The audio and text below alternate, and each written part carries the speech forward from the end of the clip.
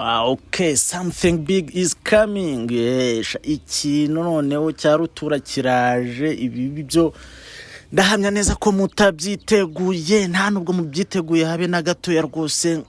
Iyi ni Formula 1 Rwanda, F1 Rwanda YouTube rero yonyine bagezaho amakuru ya motorsport. Ahangano honyine haboneka amakuru y'amarushanwa y'imodoka. Ahangano kuri Fine FM niho honyine bishobora kuboneka. Uti rero ni ibiki bije ubu rero nagira ngo mbabwire yuko muri Formula 1 Grand Prix zaberaga muri Asia zirarangiye. Ni Grand Prix enye zabereyeyo, nako ni 3 nimwe muri Australia, baje muri Australia, Bahrain, baje China, baje Japan, baje Saudi Arabia, naho ngaho. Ubu rero bavuye bageze muri America, Miami, Florida. Niho bageze rero ku kazuba. Grand Prix zigoranye zo mu bihe tudashobora kureba fresh, ko zabaga mu gitondo saa 2 saa 12 gutyo.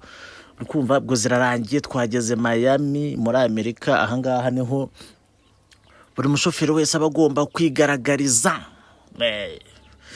Ubu ngubu rero gusa tuvuye muri Asia, ikintu gihari nuko ubu ngubu umuntu warumeze neza muri Asia bamwitaga Oscar Piastri, kuko Grand Prix zo muri Asia zivuyeyo Oscar Piastri ari uyoboye ubu ngubu niwe wakabye kabisa. Inyuma ye hari Lando Norris, inyuma ya Lando Norris akaba hari Max Verstappen. Konko ni kwino bimeze, ariko ubu ngubu bagiye kuza hano muri America Miami guhera kwa gatandatu hazaba harimo qualifying gusa.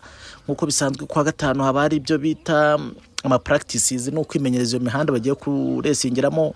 Kwa kane haba habaye icyo bita media tour n'ibintu bya commercial activities, nyine ibintu byo kwimurika n'ibiki byose. Hanyuma ku cyumweru nibwo haba resi nkuko bisanzwe. Rero uwo mwana Piastri ni ubwa mbere ayoboye uru rutonde. Abantu benshi bahwiswa yuko ari we ushobora no kuzatwara championship, ko ari kugaragaza ubusiriye cyane kurusha ubwa mugenzi we Lando Norris. Twari tuzi ko Lando Norris uyu mwaka McLaren ikora imodoka ya danger, none ruti izindi zose ari uzabuyoboye. McLaren kuko irabikora, ikora imodoka y'igifabi gisimba. Uko Red Bull ubu ngubu nta nubwo rwose imodoka yabo nta nubwo yemerewe kuba yahatana n'iya McLaren. Rero nkaho ibyo bidahagije, McLaren ntikoza akamodoka keza ivati none umushoferi wacu Lando Norris agiye gutwara World Championship.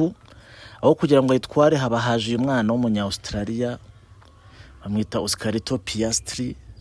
Ni umwana rwose utaruza n'imyaka 23, ariko iyi ngiyi ni season ya gatatu ari muri McLaren, mu gihe Lando Norris amazemo season zigera muri 6 ahubwo, kuko yarari muri McLaren guhera muri 2019. Akomeje kugaragaza ubwenseri bwinshi cyane, aho muri qualifying nyine agenda yitwara nabi, bigatuma nyine akakana ko gafatirana amahirwe yako kakaba kari kwigaragaza nyine nkuko bisanzwe. Nka rero ibyo bidahagije, Lando Norris akaba yaratanze urwitwazo niko twavuga, avuga ati rwose ati impamvu hari nkeka yuko nishyize kuri pressure cyane bitewe nuko nshaka kwitwara neza cyane.